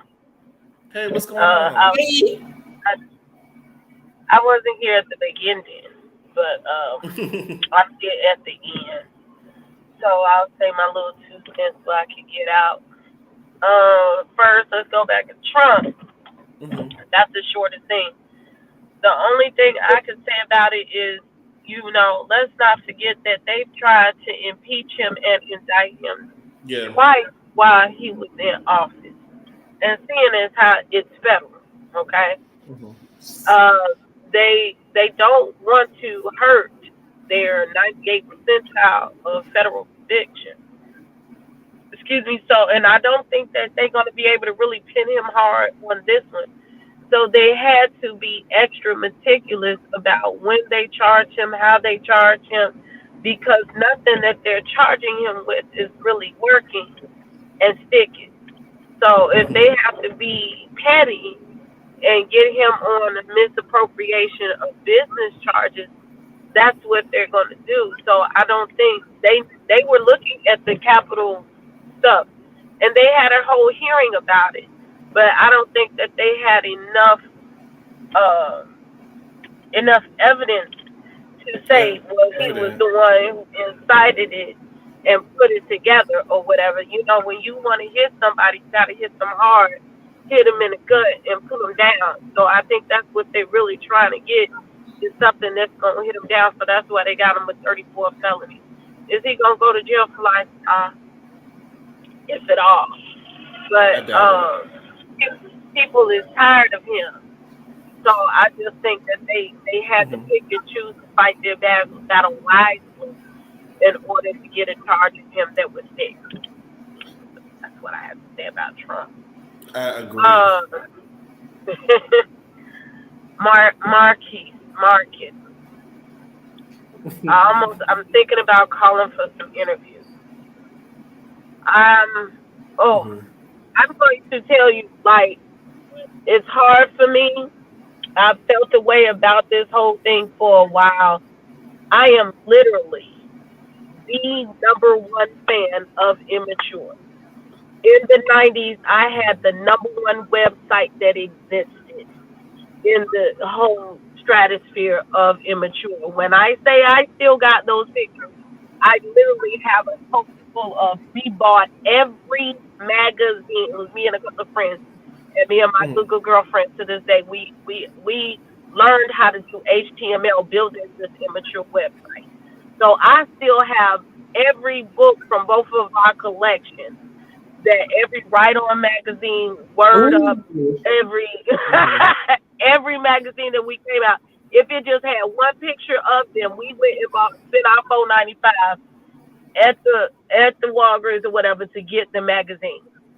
So when all of this abuse stuff started coming out years ago, you're torn because, I'm like, I done gave them hugs and I done brought them roses, and right behind them was Usher. So it ain't nothing like looking Usher in the face, okay, with his teeth even back then. So we would be there after concert. I've given Romeo hugs, LDB, and I've met Romeo since my adulthood. So for me, when all of this stuff came out with Chris Stokes, did I believe some of it was believable? Yes, I did. But it hurt me because I'm like, well, I don't want to believe this about them. Back then when I was 16 and 15, y'all looking at it through a different lens. It was sexy, okay? That's my man. Look at him laying there on the bed. You know what I'm saying? That was the most we was going to get a kid. So through that lens, it looked different than what it looked through a 40-year-old's eyes. And I just want to make that comparison. Like, if it was your kid, you might not let your child be up there taking pictures in their bra. But for us, like, they have been stars since they was 11 and 12. Their first album, On Our Worst Behavior, was the original Half Pint member of Immature, was when they was 11. When they was about 12, that is when they were singing back. Brandy was singing background for them, and they were horseplaying, and she poked Romeo in the eye with a pencil. Was he blind for the rest? He tossed a book across the room, and the end of the book hit him in the eye. I heard it was a pencil, though. She just did an interview. She said it was a book. She's like, it was a book being thrown across the room. Brandy don't know. Well, Brandy she don't know. From his mouth, it was a pencil. Oh my God, that's horrible. That poor boy. From his mouth, it was a pencil. Was he blind? No. What happened was, of course, it altered his sight for a short time, and he had to wear the eye patch till his eye healed. And wait, Princess. So he has an eye now? He never lost his eye. They just kept it like that for fashion. They just went with it. Wait a minute. So all this time, I'm thinking that he's going to lift up his pirate and have a dark hole. He has pictures with his eyes. You can see his eyes. Yes. I haven't paid attention to them since I'll Never Lie. This is I've Stevie looked Wonder at him Christie. in both of his eyes. He has regular hazel eyes. Yes. That's because I was mad. I was like, she done knocked this boy out, and it was Hazel, and she knocked his Hazel eye out. Well, at least she didn't poke it out. At least she didn't poke it out. Yeah, it was just a temporary accident, but they kept the patch as fashion after. You learn something new every day, because I swore I was gonna lift up that patch and it's gonna be like a hole. Well, that has to be annoying to have to wear that patch all the time. Like that has to be annoying. So yeah, that was he can see out of his eye. He don't wear that today. He might wear sunglasses, but he has regular sight. So anywho, that was just a temporary thing. The most person that they said all of that happened to was Marcus. Now, after Immature kind of dissolved, they turned into IMX, and the albums didn't sell as much. They never stopped their friendship. They never broke up. They worked behind the scenes, but Marcus Houston was the one that was pushed, and he had his solo album and all of that to come out and to sell. The Romeo, he produces and stuff like that, and then from there, that is how you got the Janae Aiko and the Mila J's, because they were background singers for Immature, and they had a group. They were their sister group called Girl. Yeah. And this is where all of this comes from. So then B2K, J Boog is Marcus's cousin. Omarion is Marcus's half brother, like they're brothers. All of these people are related. So that is how the B2Ks of the world came about. So Chris Stokes had to get another generation of Immature because they had gotten too old, and he wanted to keep the competition, just like what's that man's name, Jerry, that brought up Eazy-E and all of them, and NSYNC and Backstreet Boys. He was competing against them. Then you have, the whole Chris Stokes group. I don't forgot the girl name. Strawberries on top of me. Smooth. Okay. Smooth wasn't selling records no more. So when he hit go with B2K and Puffy and all of them, that was his money maker. But then I believe something happened with Raz B because of the passion that he has behind him. Yeah. And the latter most than before. When you come out with that stuff, you can't come out all crazy and, say you did this, you did this, you did this. I don't believe that maybe everything that he said is true, but I believe some things are true. And I do not believe Chris Stokes is without fault. I don't know what happened with him and Marcus Houston and the things he's putting on Marcus Houston because Quindon, another artist from there who has now passed on, and he sings like an angel. He said something was done to That's him. what we was talking about. That's what we was talking about because on the Storm Monroe show, Storm brought up all those old voice clips and videos clips that where that gentleman that you just spoke of that passed away was talking to Raz B about it, and they were speaking and they were relating on what happened to them because they had similar situations. And Raz B described the polo teddy bear. And I remember back in the day the room that it happened in.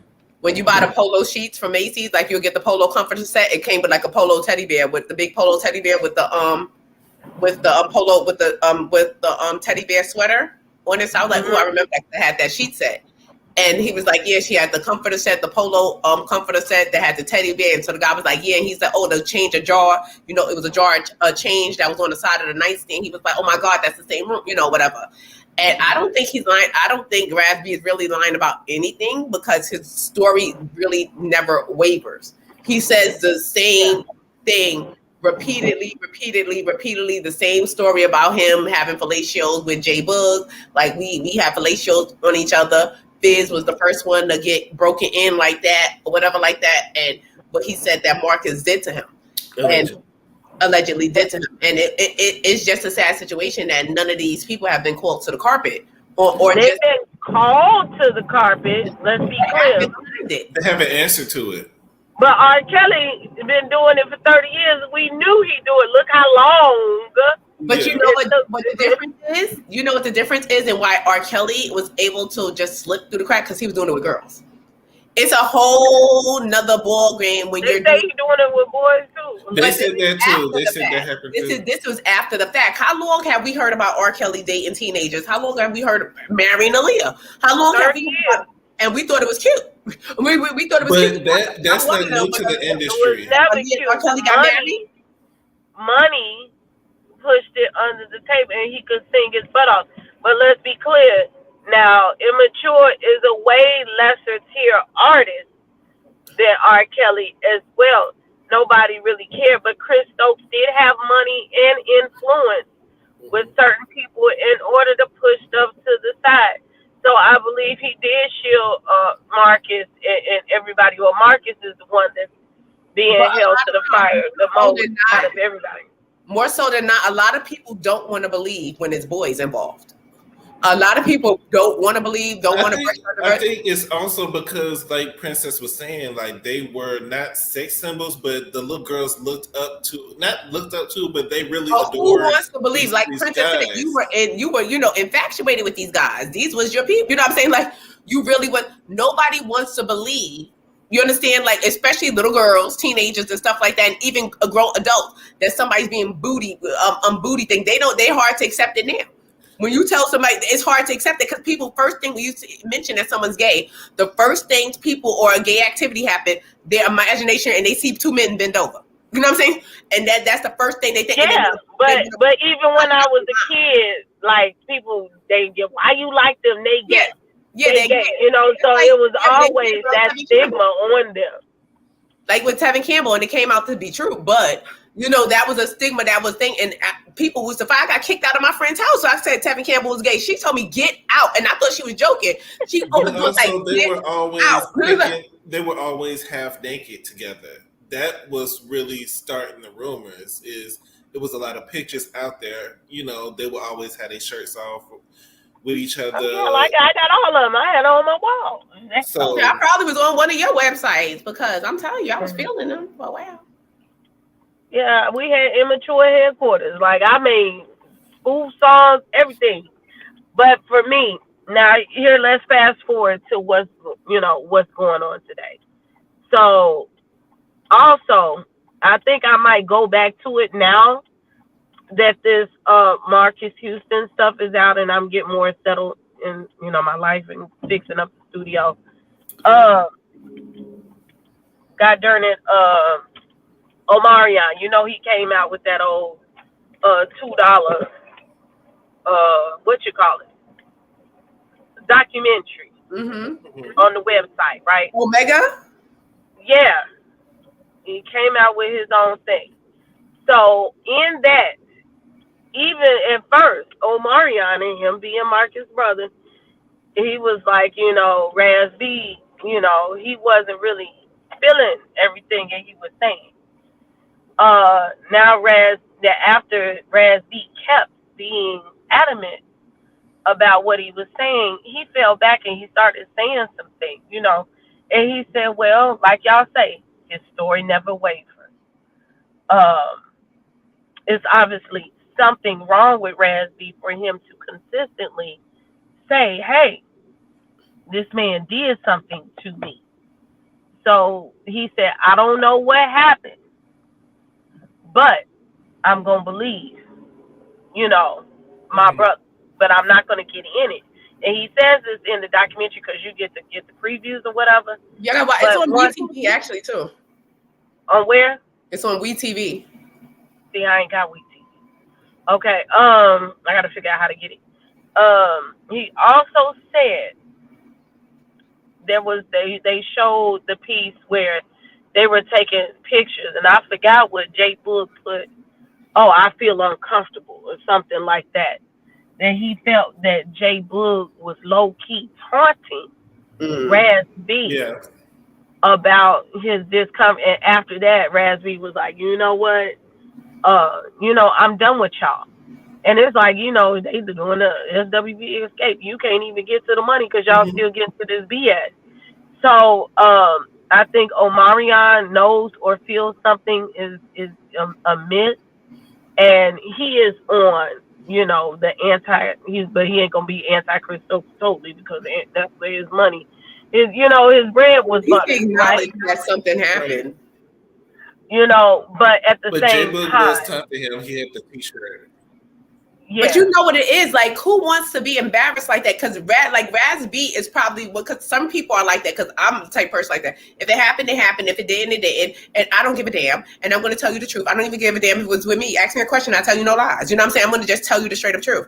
But it takes a lot to be a guy and say, that's what I'm saying. So therefore, with Jay Boog and them, even if that happened to them, they would be more comfortable settling in the position of this nigga crazy. You know what I'm saying? Let's sit there and be like, he crazy, like this never happened or whatever, because they don't want to admit or they embarrassed about what happened to them. But this is not fair to this boy because something happened to this boy, and with a lot, because I'm kind of like that too. I will go crazy if I know something happened. And I'm telling you it happened. You're telling me no because I'm already think I'm right all the time anyway. That's number one. I already think I'm right all the time anyway. So therefore, if I know and I saw something that happened, you're telling me no, I'm going to go crazy. Every day I'm waking up like, but it did.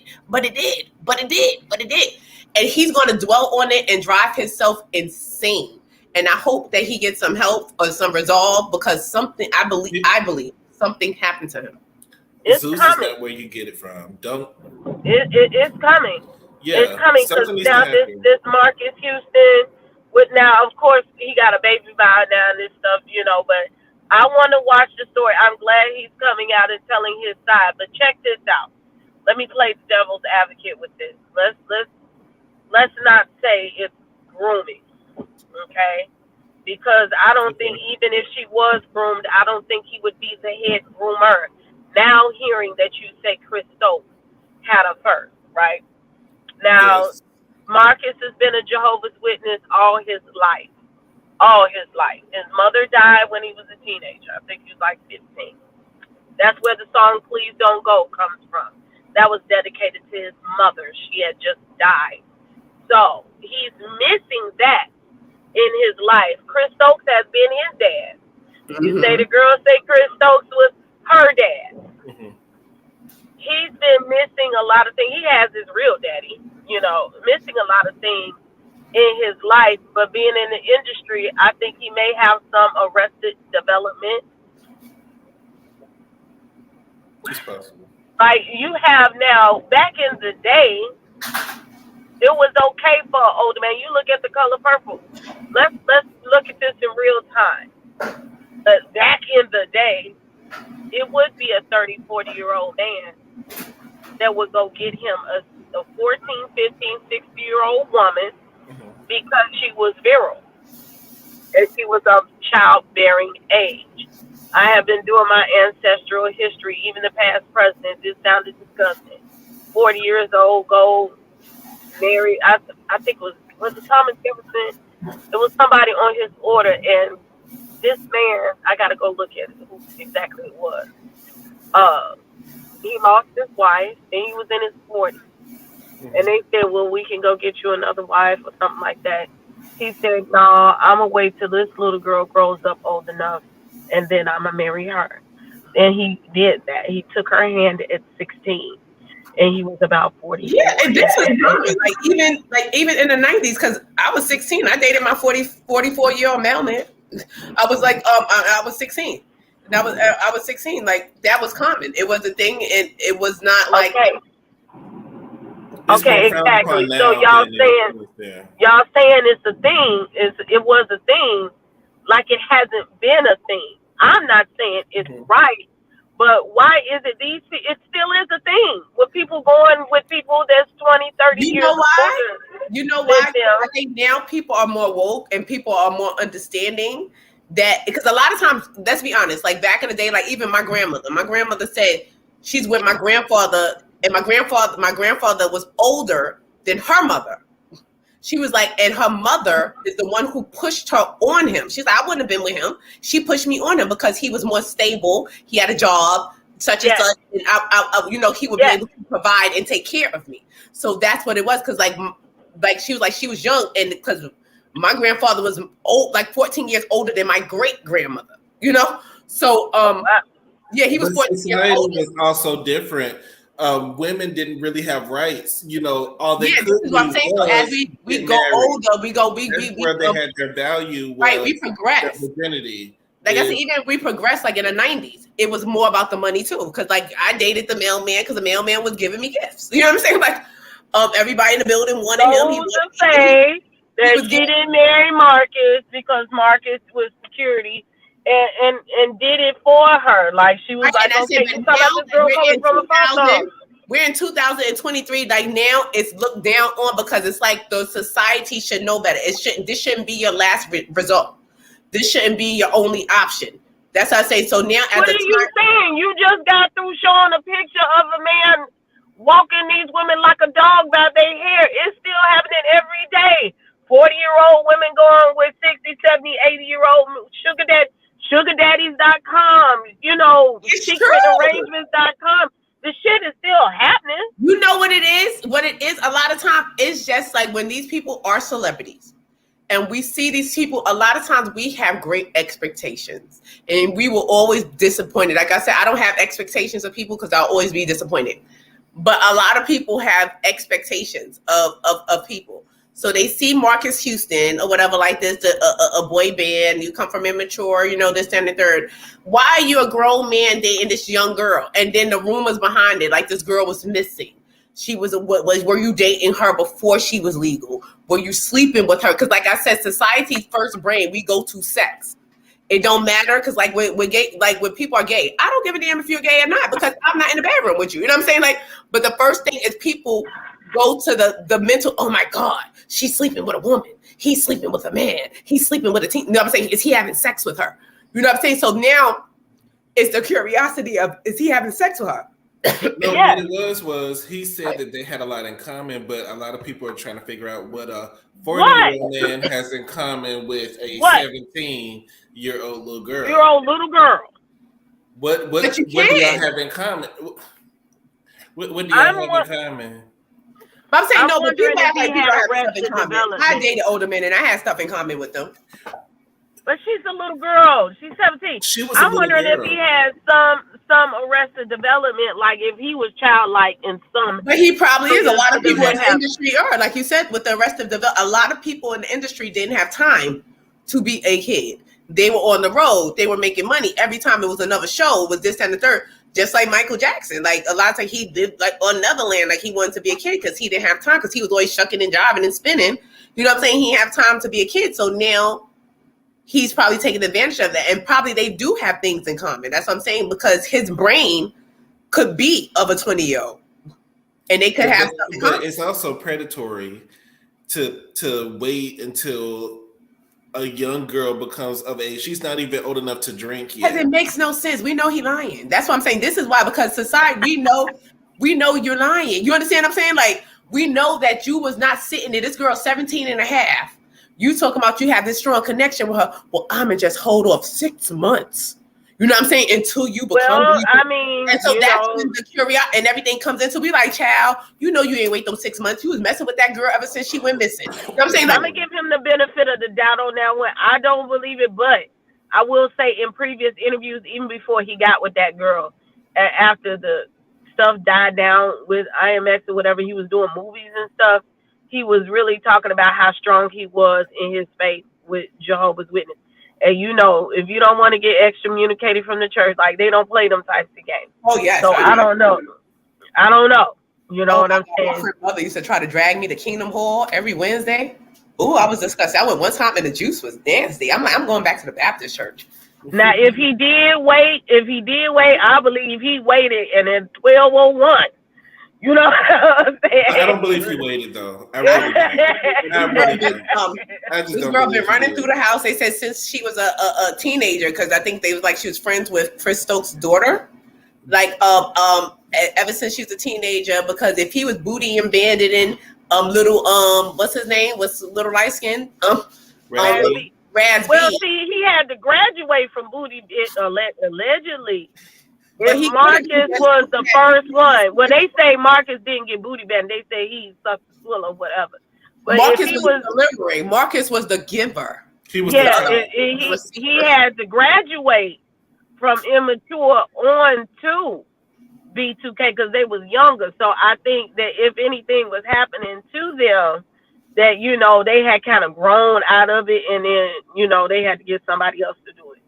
So get somebody else to do it. Yeah, because this kid Chris Stokes probably was sitting there. I think he was fetishizing those boys, and I think he was keeping pictures of them, and I think he was getting off on making them do what he wanted them to do, allegedly. And to have that over someone's head, and especially that's something embarrassing if that's not what they wanted to do, and they felt obligated to do it or talked into do it or whatever. That's like embarrassing, like for them. Like imagine, like it's. And they will never retell. The only person who's retelling the story is Raz B. The others do not talk about Chris Stokes like that. Bullet don't talk about him. The Fizz don't talk about him.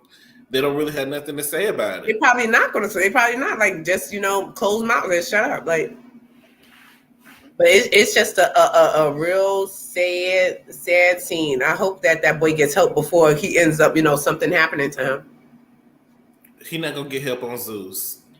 You know, nobody's not gonna get help on Zeus because you know. Raz B on Zeus. Raz B is gonna be on the next. Grand little braid. Raz B is going to be on the next season of Bad Boys Club, and I keep meaning to cancel my membership. And he is going to get punched in the face by Jonathan. But is Jonathan selling those Jonathan who? One of the guys on the show who big. Jonathan, the hairstylist, the one that do hair.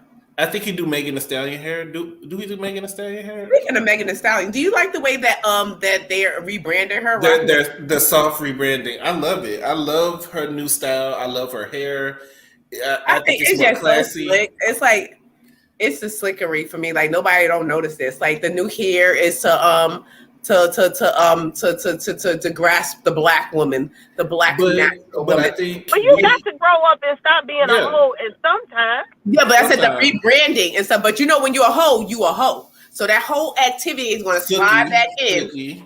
It will always slide back in. You can't just delete your hoe. Like contrary to Drea. You do. Let me tell you contrary something. To Drea, your wholeness can be deleted. Drea said your wholeness can be deleted. Contrary. Tory Lanez has not been sentenced yet, and he's trying to appeal. Yeah. And they need that on that side because she's got to look like a little classy lady.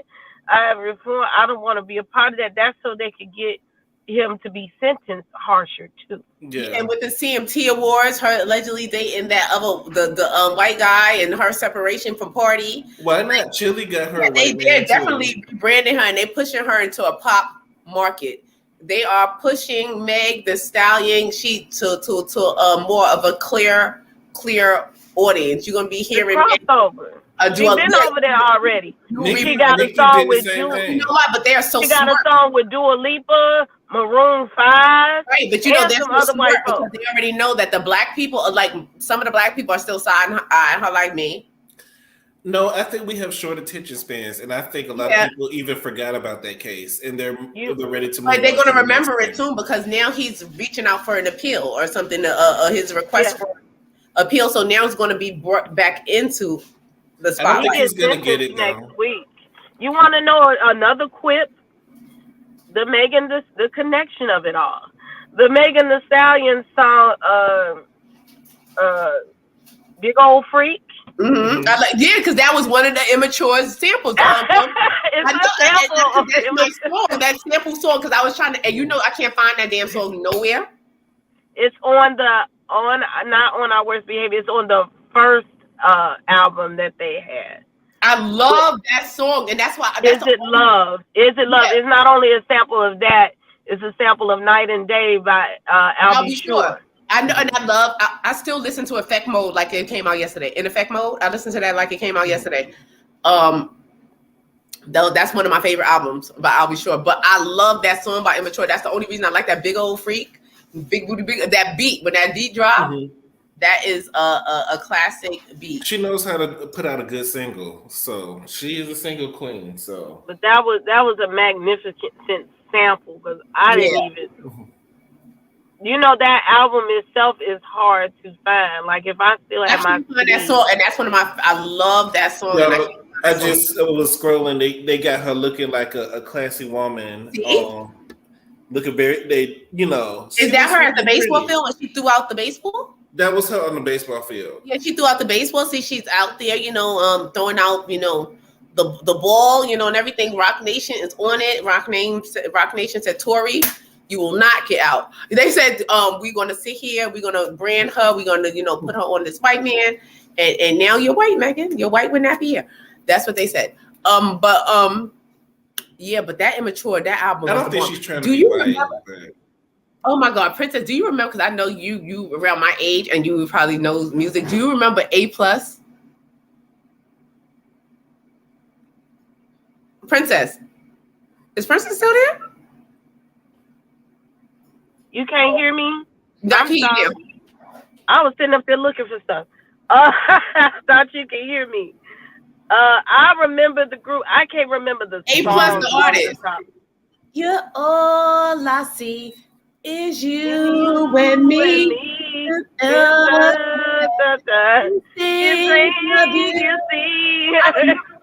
That's oh my God! I love that song too. I wonder where he's at. Speaking of, so are you watching? You know what shows is good because I got to give y'all a weekly report on what to watch. First of all, you need to check out Power. It's called The Power on Amazon. On Amazon Prime, it's called The Power. The Power. It's basically something that's supposed to be like taking place now, and women started to they started to have a new organ in their body that just formed where they were able to shoot electricity out their hands, and it was like spreading to all the women. The women in the world was getting it, and they end up spreading it. It's showing like how basically they contract like a disease-like thing, all the women, and they end up having electric power. It's called The Power. It's really good. They go from like Australia to Africa, and it's like a worldwide thing, but it's a whole movie that collectively, like a show, a series. It's really good. The Power on Amazon Prime, and also Grown and Gospel. Grown and Gospel is giving me that old school reality. Like it's not too crazy. It's not the fighting or whatever. It's a little bit of drama here and there, but overall it's good, clean fun. It's good, clean fun, and it's funny. When that gentleman with the blonde hair passed out with that fur coat on stage and mid-song, it was hilarious. I think Grown and Gospel is a cute reality show. It's really cute. Are you watching anything new, Shady? I just started watching The Regular Power with Tariq. Oh my gosh. You like you watch, I'm watching a regular Power. You want a new Power. Like I just started watching it and it's starting off all right. I just finished BMF because I'm late to the shows. So I'm catching up. I'm trying to catch up on everything. So I'm just not catching up on everything. So yeah, I'm also trying to catch that out. Of Yellow Jackets. You ever saw Yellow Jackets? No, I haven't seen it. It's really good. Yellow Jackets is good too. I believe it's on Showtime. Maybe Showtime. But they season 2 of that show. So if anybody want to binge watch that, that's a really good series. But Princess, do you have anything else that you want to say before we get up out of here? I'm just coming in the house. Happy Easter. I love y'all. Look forward. I might be on the prowl tomorrow or something like that. We love you too, twin. We love you too. Thank you so much for coming. We appreciate you. And happy Easter, everybody. Yes, happy Easter. Who's going to be watching the Ten Commandments? It's coming back on? I think they play it every year, don't they? It come on every Easter. It better. They're going to play Passion of the Christ too. For a minute. They're going to play Passion of the Christ. I got food, so. Yes, because I think it's on YouTube. Ten Commandments. Ramsey had it going on. Ramsey looks good. In that movie. He did. Ramsey. Y'all shouldn't be looking at people in the biblical movie like that. Ramsey, they cast him Moses. The young Moses it wasn't too bad either. When he pulled off that swaddling cloth, that's Look, Jesus was fine in the Passion of the Christ. I'm not mad. Passion of the Christ was traumatic for me. All that beating and whipping. Oh my God, it was so traumatic for me. I refused to watch it again. I feel like I was forced to watch it the first time. I was like, it's just too much. I know what he did. Oh my God, I'm telling you, I watch the Ten Commandments because I found out where my cousins get their name from. Because I got a cousin, I think her name is Yoshabel, and I'm like, where did she get that name from? I'm like, where did she get that name? Where? In a name like that, ending with a bell. Yeah, Yoshabel. My grandmother was Beulah May. She used to always tell me my name means heavenly land. You know what I'm saying? Like you know, they have all the old, you know, the spirit of the old school, but I gotta get down on my 10 Commandments. I love when she Moses, because I was Moses too. I was like, They would have cast you out. They would have. Yeah, I think I'm gonna watch some good old LMAH and see what these heifers are arguing about them. Oh my God, Cleo, you remember that song? A+ was the one. I liked the A+. He only had that one. He had more songs, but the one song. I'm mad they keep using the holidays to promote LMAH, but okay. Watch the first episode. You watched it? I just got home. I haven't watched the first episode. I'm sick of them. Yeah, they get on. They got on my nerves. Like I'm like. I'm sick of them. Between Melody, I just want Melody to go get your own show or something. I think she outgrew the group, and it's like everybody against Melody, and I'm tired of that. But it's not if she's against them because she's just coming in with the stink face. Like she's coming in looking down on them like I'm. I don't know. I'm Team Mel, but I don't know. No, but I said, but when you grow a lot of times, and she done surpassed the group, so. Them sitting in the same circle and sitting around each other, she's probably like looking around like, and they looking at her like, oh, you think you too good for the group? And she just, I don't think she want to be in Huntsville. I think she want to move to Atlanta. Yeah, she needs to get out. She don't want to be with none of them people, but that's where the money is. But you can tell when you start to be able to tell that this person does not like to be around. It becomes, it's not fun for the viewer. Mm-hmm. That's how well, that's Martell's fault too with his foolishness. Yeah, he keep messing with her. He want to leave her alone, and that's a whole nother show and a whole nother conversation. But I'm really enjoying that groaning gospel. I think that's like because I like that type of reality. It's like can't be like it's not too much of a fighting. It's just like they're doing like little funny stuff. Like he threw her shoes in the go. That was funny when he put that girl. Yeah, I heard that groaning gospel had it going on. I heard about the show. I didn't know what I wanted to think about it, but I thought I would be able to access weed with all this different internet streaming that I got, and I don't have it, so I need to figure out how I can get some weed in my life because I wanted to see the show. cold and windy and see what it was giving But it's on Prime. about Chicago. But then one of my Google girlfriends You know told where me you can that. get it at? You can get it on the All Black Network.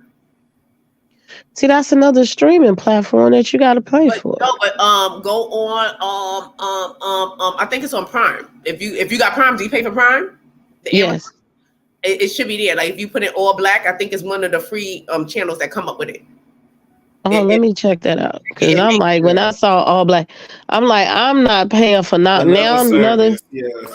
I'm like, we need to get a family thing going on. Okay, you pay for this one and give me the passwords, and you pay for that one and you give us the passwords, and I'm gonna pay for this one. Yeah, because that's I usually just give the passwords out because like if I'm like, well, y'all better catch it while it's on because child, I am known not to pay a bill or two. So watch on. But yeah, I gotta did you find the All Black? I gotta do that Grown in Gospel is like really good. It's giving like a nice clean. Like remember when like the Flavor of Love and stuff like that when reality was like that? That's how it gives you that feeling. I don't think it's nothing to review, but it's something to watch. Mm-hmm. It's a lot of good All stuff. right. Well, again, I love you. The Power is really, really good. It's up like in this fourth. I think it's up to the 4th episode. It's really good. Well, I'm gonna catch y'all in the DMs. I finally decided to come in the DM. Thanks for coming up. Thank you so much, Princess. Thank you. All right, so what are you thinking about the new Power, the regular Power with Tariq in them? I just started it. I just watched the first episode, but it seemed like it's doing something. But right now, I'm not really at the drama just yet. Mm-hmm. But do you have anything else to say about the show before we wrap things up? Hide your kids, hide your wives. Rocky is federal Bivens is on the loose. Just be careful out there in them streets. Free Donald. Donald already out, but still free him. Donald is not in jail. He's in a mental prison. You won't understand the stress. He is in a mental prison. Free Donald. He's gonna use this to rile his supporters up. He's gonna sit there. He's gonna be like, "They try to take me down, but I'm back, and they can't do it to me. So it's not gonna hurt his. And he's going to do a lot of, I'm ready for the finger gestures. I'm just ready for him to, to do these and see what he got to say. But overall, nothing much. Just follow us down to the IG. Yeah. And, we'll be back on Tuesday. I was saying, don't forget Tuesday. I want to give away some money. Mm-hmm. So y'all be studying your SWV lyrics. Typically, from the first 2 albums, because those other 2 albums flop. But study your lyrics from the first 2 albums, and I think Escape got 1 album, right? 2 Traces of My Lipstick and Escape. Coming at you. Study your lyrics from there because I'm gonna, recite some lyrics, and I'm gonna need you guys to tell me what song and what album it came from, so I can Cash App you some cash while Cash App is available. It's still gonna be available. But It's not. But if it's not, then we can still use that. We're gonna have FedCorp. FedCorp is gonna be the new financial service that we're going to be using. It's going to be the new services, and rest in peace to the founder of Cash App who was stabbed to death. Well, what a way to end the show. But since we're ending the show, since we brought you all the dirt and tomorrow is Easter, let's come, since we bring you the mess, let's leave blessed. I would like everybody to, just relax and just take a breather and just breathe in through your nose and out through your mouth. Breathe in through your nose and out through your mouth. Breathe in through your nose and out through your mouth. We're going to release all the toxic, all the negative, all the mess that we just absorbed and took in our bodies. We're going to push that all out and be prepared for Easter tomorrow. Happy Easter Eve, y'all. Happy Easter. Y'all make sure y'all like, My comment, and hands. You know, subscribe. Like, comment, and subscribe to the video. We will see y'all again on Tuesday at 8 o'clock. Be yes, blessed. enjoy Easter. Enjoy Resurrection Sunday. Y'all have a good evening, and we will see y'all next time.